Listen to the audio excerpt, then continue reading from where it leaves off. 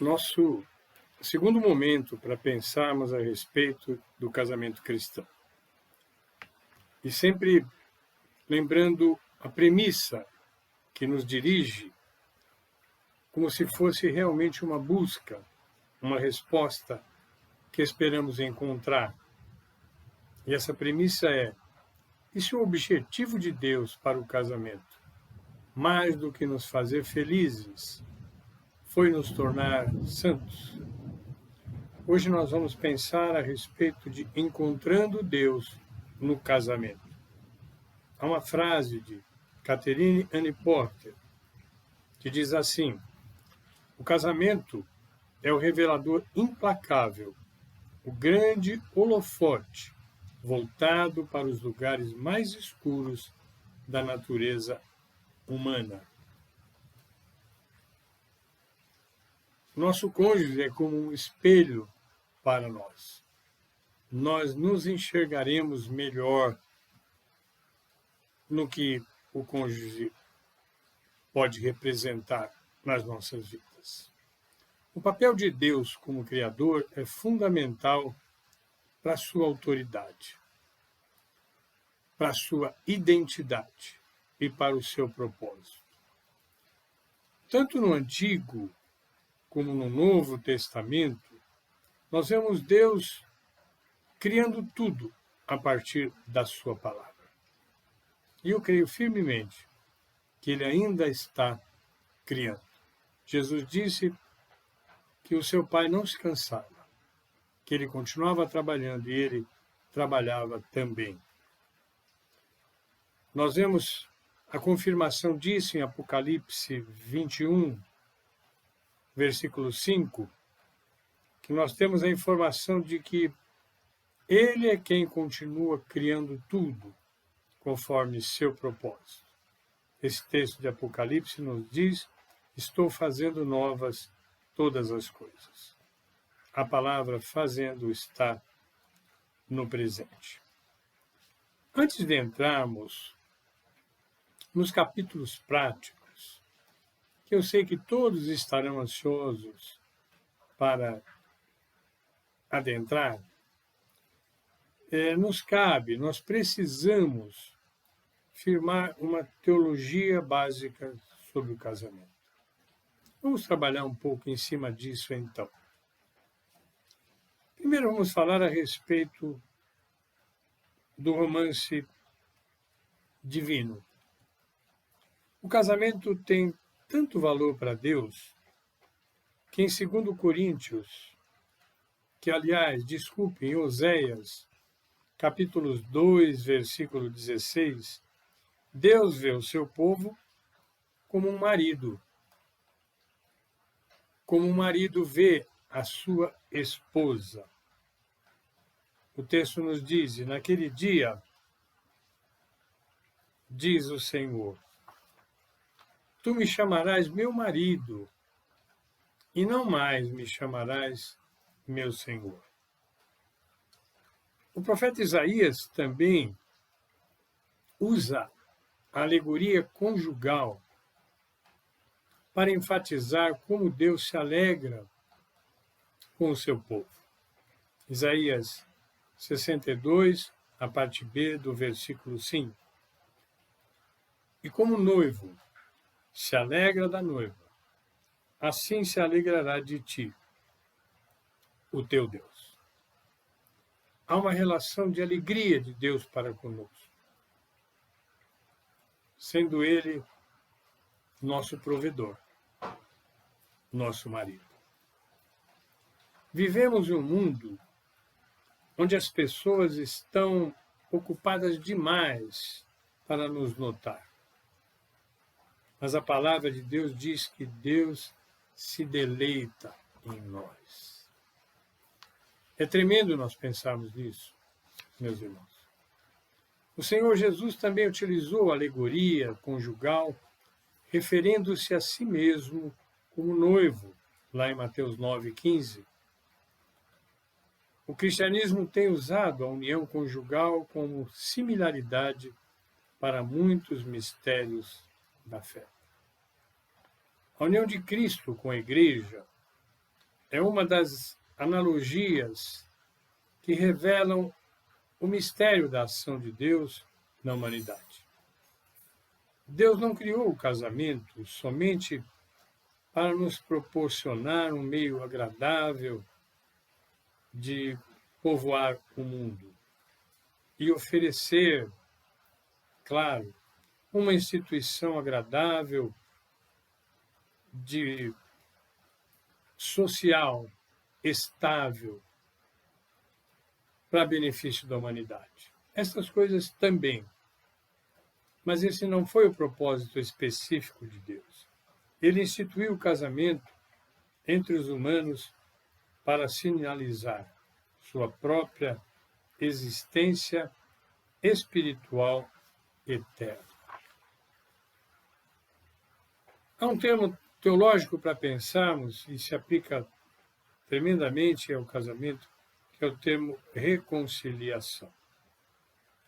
Entre os judeus, há muitas histórias a respeito de como Deus escolheu um lugar sagrado para ali construir o templo. Esse lugar sagrado é o lugar onde Deus se dá a conhecer a seu povo. O lugar onde os seres humanos descobrem-se uns aos outros em amor. Da mesma forma, o casamento pode ser esse lugar sagrado, o lugar de um relacionamento em que proclama o amor de Deus ao mundo, especialmente nessa união sagrada em que Ele quer ver reproduzir tudo o que Ele é entre os cônjuges.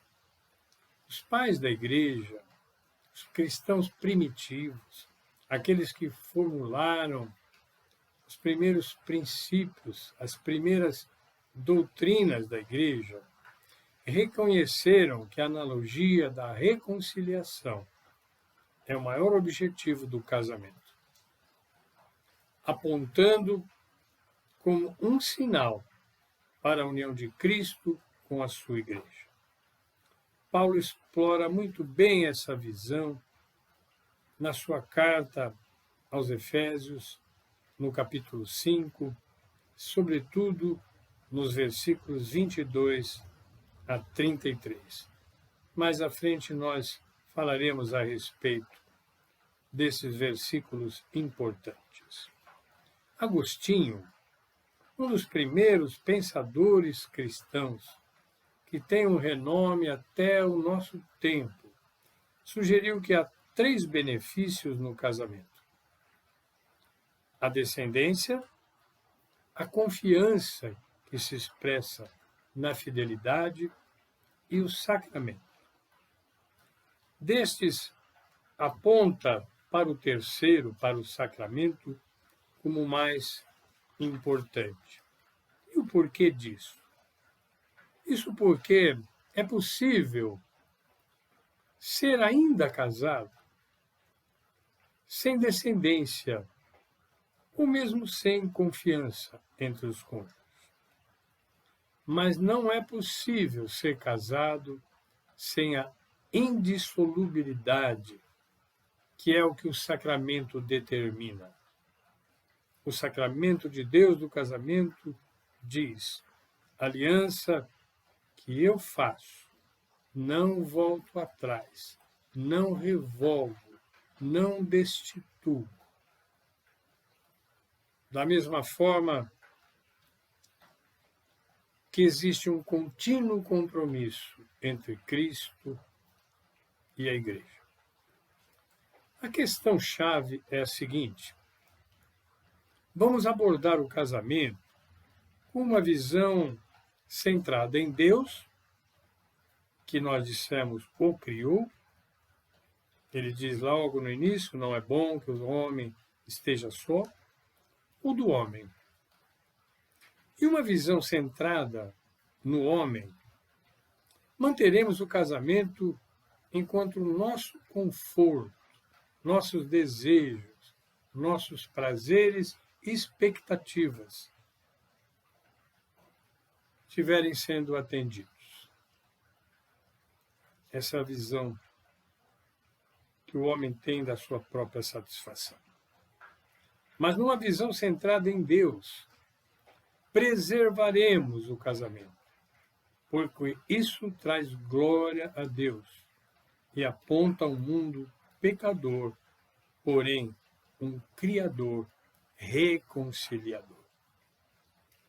Mais do que ver o casamento como um consolo mútuo, que ele também é, devemos vê-lo como uma imagem da notícia mais importante que os seres humanos já receberam.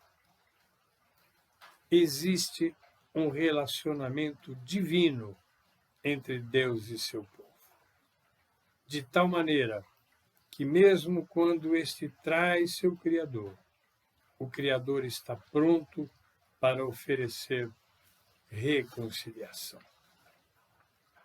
E quer nos trazer esse espírito de reconciliação. Paulo define isso muito bem lá em Efésios 5, de 25 a 27, inicialmente. Maridos, amem cada um a sua mulher, assim como Cristo amou a igreja e entregou-se por ela para santificá-la, tendo-a purificado pelo lavar da água mediante a palavra, e para apresentá-la a si mesmo, o noivo, como igreja gloriosa, sem mancha, nem ruga ou coisa semelhante, mas santa e inculpável.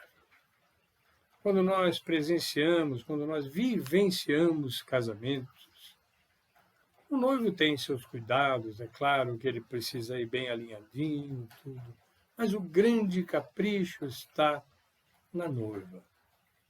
Quer ir de branco, de véu, guirnalda, com um penteado maravilhoso, com uma maquiagem que mostre a beleza do seu semblante. Assim, Cristo está trabalhando para que no dia que ele voltar, o encontro com a sua igreja tenha esse caráter de casamento. De fato, tanto o Antigo Testamento quanto o Novo Testamento usam o casamento como analogia central.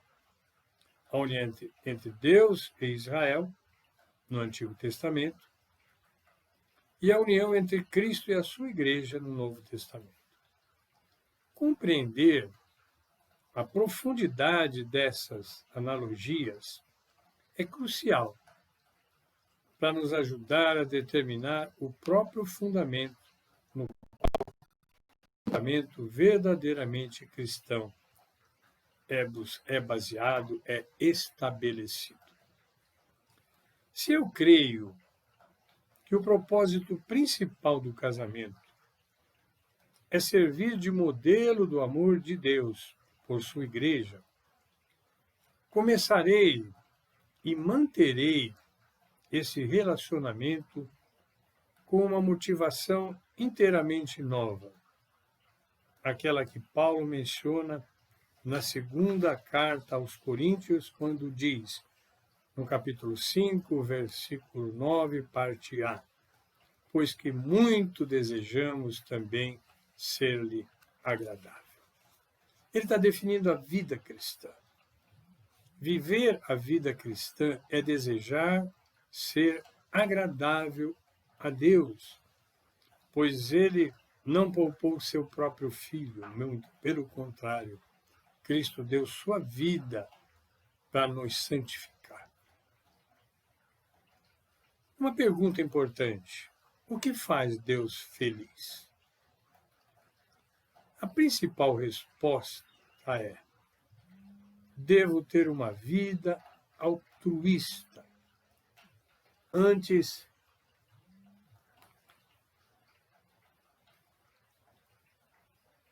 Quero repetir. Devo ter uma vida altruísta antes de perguntar o que me faz feliz. Devo perguntar o que faz Deus feliz. Segundo Coríntios 5:15, e ele morreu por todos, para que aqueles que vivem já não vivam mais para si mesmos, mas para aquele que por eles morreu e ressuscitou.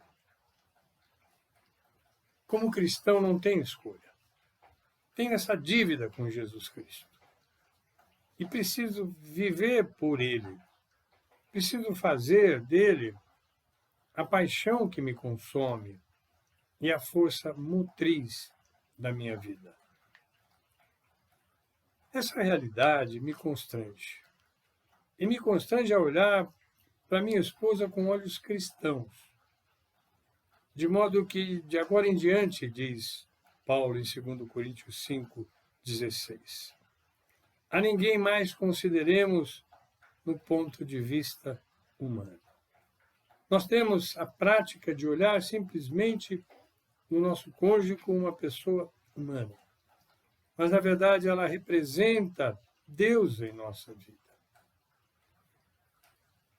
C. Barrett define a reconciliação como, por fim, uma relação de inimizade e substituí-la por uma relação de paz e boa vontade. Tudo que eu disser e fizer em minha vida deve corroborar, deve se somar, deve se juntar com esse ministério do Evangelho de reconciliação.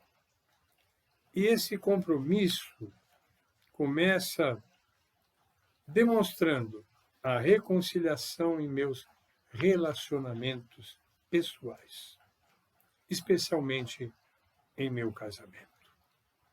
Reconciliação. Continuar considerando importante todos os relacionamentos. Por mais que eles estejam nos afligindo, por mais que eles estejam talvez nos causando até dor, eles são importantes. E sempre me valerá a pena reconciliação. Se meu casamento contradiz minha mensagem cristã, estou sabotando o alvo da minha vida, ser agradável a Cristo e cumprir fielmente o ministério de reconciliação. Proclamando ao mundo, aí sim, as boas novas de que fomos reconciliados com Deus através de Jesus Cristo. Sempre que eu vivo uma vida pronta à reconciliação, eu tenho um espírito preparado a testemunhar da reconciliação de Cristo, oferecida a todo mundo. O último testemunho que desejo dar ao mundo é ter decidido deixar de amar alguém e me recusar a continuar servindo essa pessoa, ou não ter conseguido manter a promessa que fiz anos atrás a essa pessoa. Como posso dizer a meus filhos que a promessa de Deus de reconciliação é segura quando eles veem que minha própria promessa não vale nada? O que a maioria dos divórcios significa é que pelo menos uma das partes, ou ambas, na maioria das vezes, deixaram de colocar o Evangelho em primeiro lugar em suas vidas. Existem exceções. Paulo fala bem disso. Quando um cônjuge não cristão abandona o outro cônjuge e não quer mais permanecer com este cônjuge. Cessa a obrigação do cônjuge cristão. Quando há infidelidade, Cristo também falou a respeito dessa possibilidade. E nós temos nos nossos dias muito forte esta outra questão, é que quando um dos cônjuges começa a colocar em risco os filhos. Às vezes, a separação é necessária para tirar a convivência com o pai ou às vezes com a mãe. Mais vezes com os pais. Pais que dizem que amam, começam a ameaçar seus filhos, achando que eles são tropeços, que eles estão impedindo a sua fidelidade. Nesse caso, Deus permite e acaba abençoando a nova situação dessa pessoa.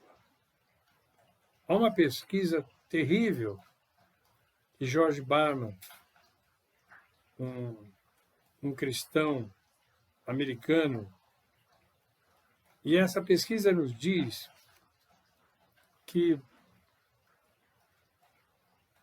aqueles que se dizem cristãos, aqueles que se dizem ter nascido de novo, têm um índice de divórcio mais alto do que os não cristãos lá na América. 27% contra 23%. E aqueles que adotam o rótulo de cristãos fundamentalistas, nós vemos muitos deles na televisão, têm o maior índice de divórcio de todos, 30%. Isso é um dado alarmante de como os cristãos não estão levando em consideração o propósito de Cristo em suas vidas. Há um último momento que eu quero falar por hoje.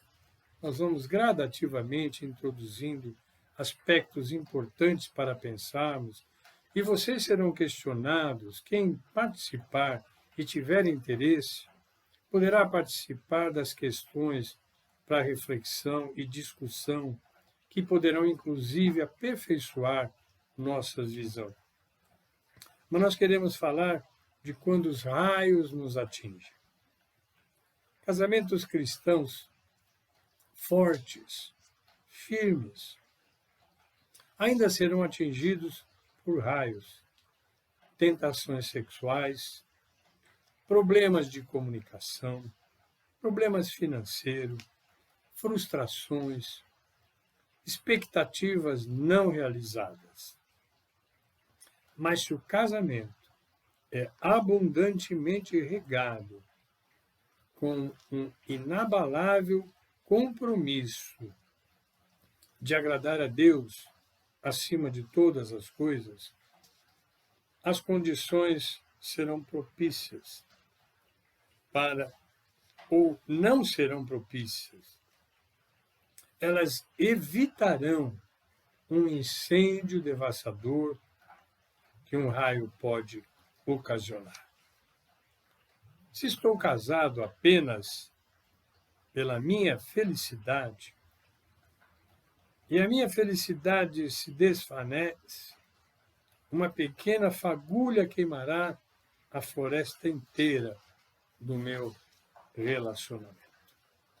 Se o meu objetivo, no entanto, for proclamar e refletir o ministério de reconciliação de Deus, minha perseverança será a prova de fogo. Praticar a disciplina espiritual do casamento significa colocar meu relacionamento com Deus em primeiro lugar. Em uma sociedade na qual os relacionamentos são descartáveis com uma regularidade assustadora, cristãos podem chamar atenção simplesmente permanecendo casados. Quando nos perguntam a razão de permanecermos casados, mesmo com tantas dificuldades de alguns, podemos oferecer a plataforma completa da mensagem de Deus de reconciliação, seguida por um convite. Você gostaria de saber mais sobre as boas novas da reconciliação? Um convite difícil de ser feito, mas que causará sempre curiosidade.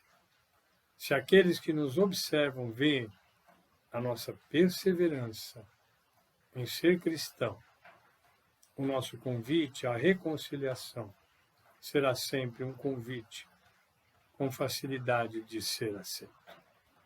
Até nosso próximo encontro.